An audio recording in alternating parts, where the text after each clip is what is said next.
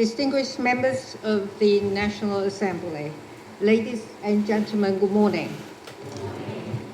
It is so wonderful to be in Belplan again. I cannot believe it has been 5 years since I last saw you, and actually we last saw one another. This is too long, in my opinion. I want to begin my talk by thanking Prime Minister Briceño, Speaker Barry Woods of the House of Representatives, and President Trent Sanford of the Senate for inviting me to speak at your National Assembly. I have very fond memories of my last trip to Belize. I visited Taiwan Street, where our embassy stands. I also remember meeting aspiring young Belizeans and was very happy to offer scholarship for their studies in Taiwan. I remember thinking these bright minds will eventually serve as bridges for our friendship in our shared future. I also remember visiting the Museum of Belize, seeing the drawings of slave ships and hearing dreadful stories of the slave trade. What our two countries share is the strength and courage to rise from our challenging past and make our present and future free, bright, and prosperous. Therefore, I must tell you again, I'm delighted to be back in your beautiful country.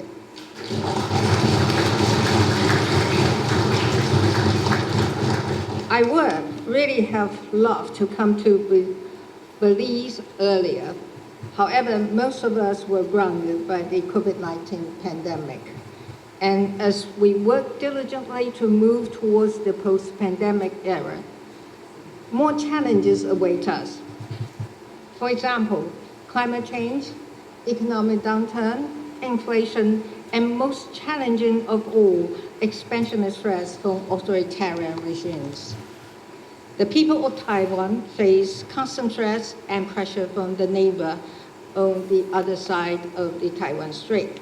While Taiwan's relationship with democracies around the world have grown stronger in recent years, we continue to be excluded from participating in international organizations and serving as a productive member of the international community. From international forums to meetings held by international organizations, such as United Nations, WHO, ICAO, and under the UNFCCC, Belize has helped give voice to the 23 million people of Taiwan. I want to say thank you. Not only that, Belize continues to be Taiwan's strongest and most powerful advocate for our international participation.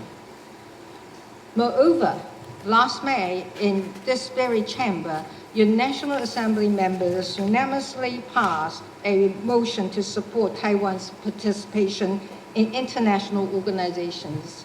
And a motion supporting democratic Taiwan was also passed a few days ago. On behalf of the people of Taiwan, I want to take this opportunity to express our sincere gratitude to the government of Belize and all the members of the House and the Senate. Your unwavering friendship and support means so much to us. Thank you.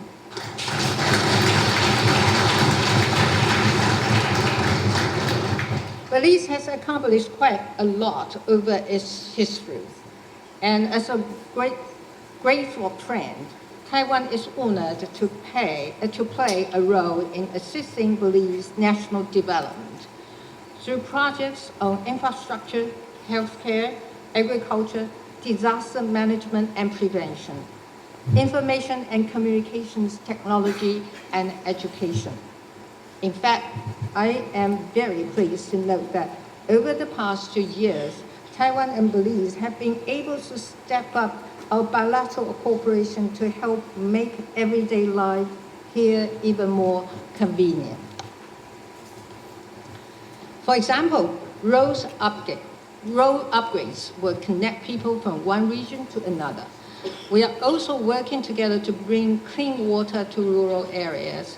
More importantly, in order to better the learning environment for Belize's next generation, we are supporting programs to provide nutritious food and internet access to schools. In addition, an upgrade to provide more comprehensive healthcare facilities on Belizean Islands, the San Pedro General Hospital will soon commence.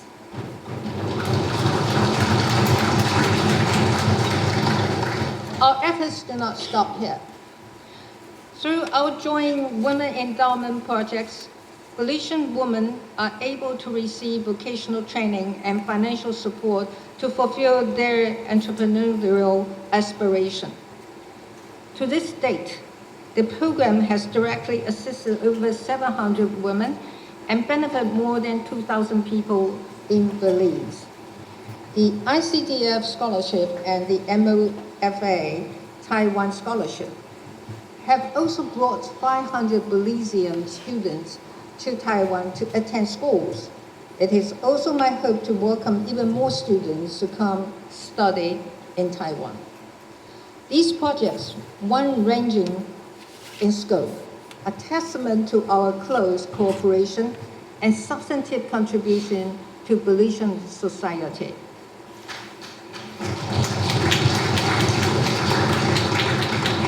As Belize's 10th largest trading partner, we look forward to opening up even more avenues for cooperation.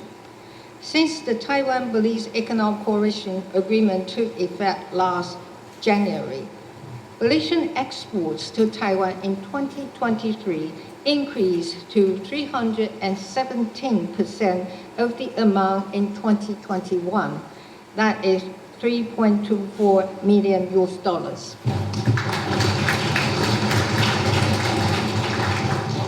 One such example is Marie Shop's hot sauce, which is already very popular in Taiwan and already one of my personal favorites.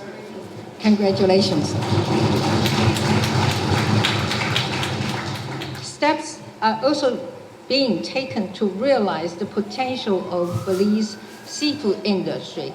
A letter of intent was signed last year between companies from our two countries for the import of $2 million worth of Belizean lobsters. Our government is working to facilitate and accelerate the import of marine products from Belize so that more delicious Belizean seafood can make it onto Taiwanese dinner tables. And as we speak, our coffee and cacao mission is exploring opportunities for cooperation with your country. Spurred on by the Taiwan-Belize Economic Cooperation Agreement, our economies can look forward to even closer engagement. Even though our countries are thousands of miles apart, our connection is intimate and strong. We share some familiar history by emerging from colonial rule and rising above our challenging past. Now, we uphold the values of democracy and face the challenges to our existence without hesitation. Both our countries' success is testament to what courage, hard work, determination, and diligence can achieve. And our relationship is built on genuine partnership between our governments, our people, and our businesses. My visit to Belize has solidified my confidence that our relationship will continue to stand strong for decades to come.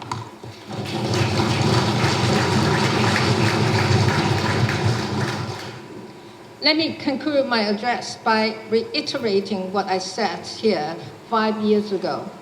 The friendship between Taiwan and Belize is not built on empty promises or the political whims of our leaderships. This is a friendship that, for the past 34 years, has led to results that have benefited people from both our countries. While we recognize that there are countries that seek to insert that wedge into this friendship, we have remained close because of our common values and our shared vision for a more prosperous and peaceful future. We will also continue to work together to demonstrate that democracies help one another and we deliver.